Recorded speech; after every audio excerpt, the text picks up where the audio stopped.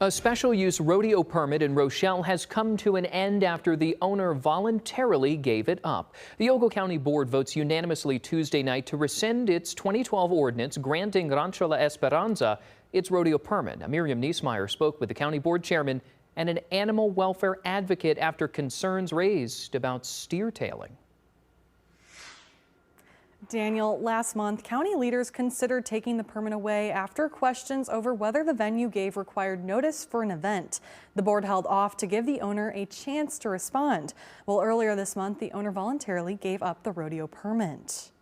Motion passes unanimously.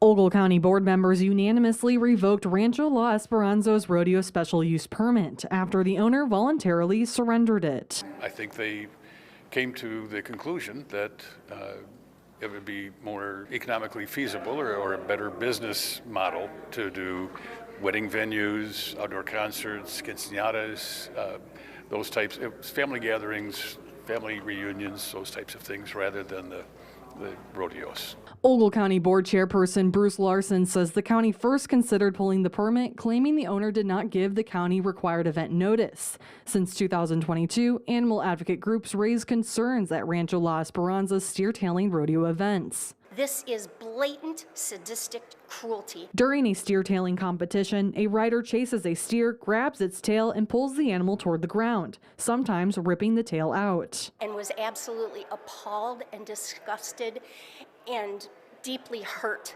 that humans would watch this event go on and pay to see it and take their children. According to court records, on June 29, 2026, the nonprofit Showing Animals Respect and Kindness, or SHARK, is one of a half dozen to file a lawsuit against Fallo Properties LLC, doing business as Rancho La Esperanza, alleging violations of animal cruelty laws. Thankfully, because of Shark and other people that have become involved in the past year, we were able to put enough pressure on them to relinquish that permit. I reached out to Rancho La Esperanza for comment, but have not heard back.